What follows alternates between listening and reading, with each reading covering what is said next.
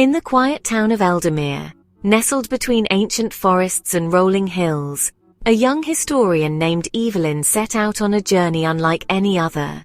She had spent years collecting fragments of myths, whispers of old fairy tales that might hold a grain of truth.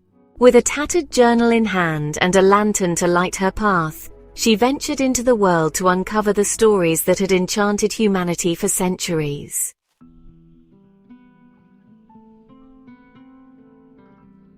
Her first discovery led her deep into the Scottish Highlands, where she followed the legend of the Loch Ness Monster. The journey took her through rugged terrains and misty hills, each step echoing with the whispers of ancient folklore. The Highlands, with their breathtaking beauty and eerie silence, seemed to hold secrets in every shadow and every ripple of the lochs. The air was thick with mystery, and the landscape untouched by time felt like a portal to another era. By the moonlit waters, she found ancient carvings depicting a long-necked creature, eerily similar to the descriptions passed down through generations. The carvings, etched into the stone with meticulous detail, seemed to tell a story of their own. Each line and curve brought the legend to life, making her feel as though she was standing on the edge of a timeless mystery. The moonlight danced on the surface of Loch Ness, casting an ethereal glow that made the carvings appear almost lifelike. A hidden chamber beneath a weathered monastery hinted at something more, a record of sightings etched into stone by monks from centuries past. The chamber, cloaked in shadows and the scent of ancient parchment, was a treasure trove of historical accounts. Each carving and inscription seemed to pulse with the energy of the monks who had painstakingly recorded their observations. It was as if the walls themselves were whispering the secrets of the past, urging her to delve deeper into the mystery. As she spent more time in the area, she spoke with locals who recalled tales passed down from their ancestors. Accounts of a great beast seen slipping beneath the surface just as the mist rolled over the water. The villagers, with their rich accents and weathered faces, shared stories that had been told and retold around hearths for generations. Each tale was a piece of a larger puzzle, painting a vivid picture of a creature that had become an integral part of their heritage. The mist over Loch Ness, thick and mysterious, seemed to hold the very essence of these stories, blurring the lines between myth and reality.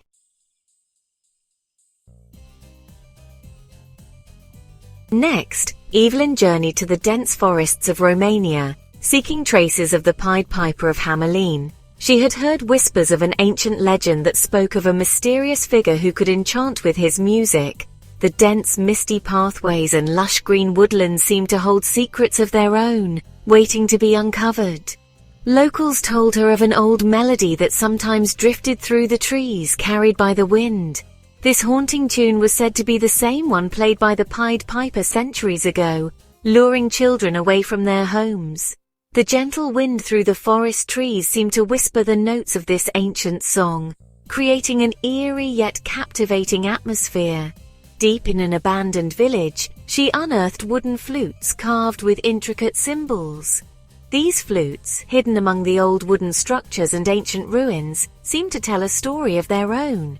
Each carving was unique, possibly the remnants of an enigmatic figure who once led children away, never to return. The flutes were not just musical instruments, they were artifacts of a bygone era, holding the essence of the Pied Piper's legend. The intricate carvings on the wooden flutes depicted scenes of children dancing and following a mysterious figure, their faces etched with a mix of joy and bewilderment. The more she investigated, the more she found eerie consistencies, old records of missing children from centuries ago. These historical records, hidden in the forest, detailed the sudden and unexplained disappearances of children, all linked to the same haunting melody. The old documents and ancient manuscripts seemed to confirm the chilling tales told by the locals. Their disappearances were marked by strange symbols scrawled onto walls, lost to time. These eerie symbols, found on forest walls and old stone structures, were a testament to the Pied Piper's enduring legacy. The mysterious carvings and ancient graffiti seemed to echo the sorrow and mystery of the children who vanished, leaving behind only whispers of their fate.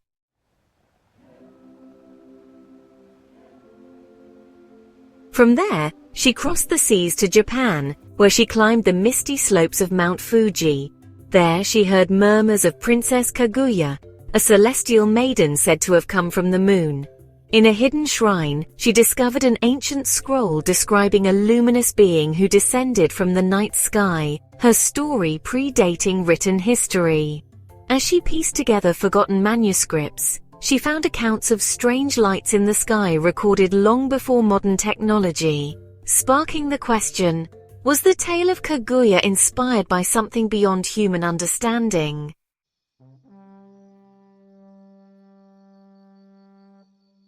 In the heart of the Amazon, Evelyn traced the legend of El Dorado, the lost city of gold. The dense foliage and winding rivers seemed to whisper secrets of ancient times, drawing her deeper into the mystery. As she sailed along winding rivers, she found indigenous carvings depicting a golden realm where nature flourished alongside opulent splendor. These carvings, etched into stone and wood, told stories of a civilization that revered the natural world, blending their existence seamlessly with the lush environment around them. While she found no city of gold, she realized the legend may have been inspired by a civilization that once thrived in perfect harmony with its environment. The ruins she discovered hinted at advanced knowledge of agriculture, architecture, and a deep spiritual connection to the land. It was a society that valued balance and sustainability, leaving behind a legacy that was golden in its wisdom and harmony. She came across a hidden village where elders spoke of a place deep in the jungle where the rivers ran golden at sunset, reflecting off something buried beneath the waters. The elders' tales were filled with wonder and reverence, suggesting that the true treasure of El Dorado was not gold, but the profound connection between the people and their environment. As the sun set, casting a golden hue over the river, Evelyn felt she had uncovered a different kind of wealth, one that was timeless and immeasurable.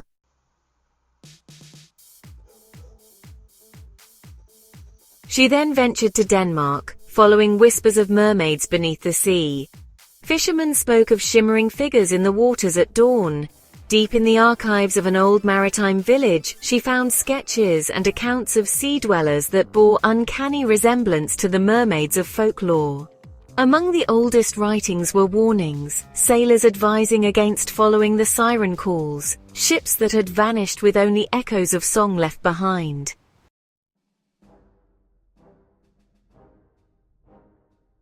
In Norway, Evelyn explored the legend of trolls, creatures said to turn to stone in sunlight. Towering rock formations resembling frozen figures stood in the fjords, eerily aligned with the tales of old. A local historian guided her to a cave where ancient paintings depicted giant beings with gnarled features, suggesting the legend might have roots in an ancient forgotten race. The deeper she ventured, the more she found. Massive footprints fossilized in the rock, tools too large for human hands, and whispering winds that seemed to carry ancient voices.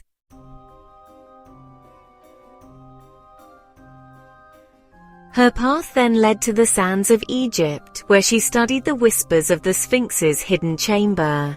With the help of archaeologists, she uncovered a sealed room beneath the great statue, containing relics of a lost time, perhaps remnants of knowledge erased from history.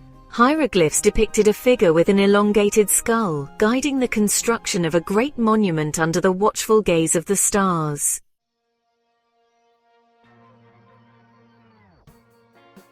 In Ireland, she pursued the tale of the Banshee, the wailing spirit said to herald fate.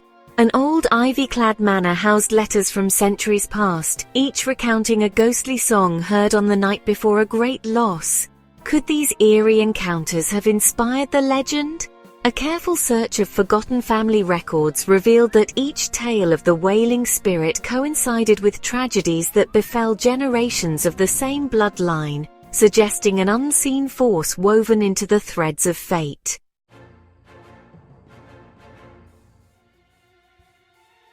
In the dark heart of Transylvania, she followed the trail of Dracula. The ruins of Vlad the Impaler's castle held grim evidence of his reign, but a deeper mystery lingered, stories of a figure who defied death, whose legend endured beyond the grave. In the musty corners of a monastery library, she found letters from terrified villagers who swore that something walked the night long after the tyrant's demise, hunting under the cover of darkness.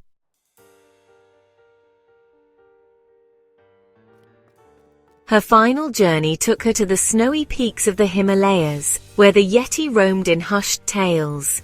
There she discovered enormous footprints in the ice, larger than any beast she knew. A monastery nearby housed ancient scrolls depicting a towering creature, protector of the mountains, watching unseen. As she sat by the fire, monks recounted stories passed through generations. Tales of a being neither man nor beast, who watched over the lost and guided the weary back to safety.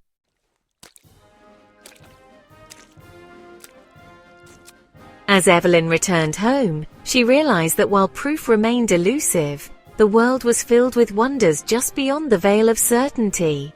Perhaps, she mused, the greatest magic was the belief itself, keeping these legends alive for generations to come. She looked out upon the hills of Eldermere, the same place where her own journey had begun, and smiled. For in the whispers of the wind, in the hush of the trees, the stories lived on, waiting for the next traveler to seek them out.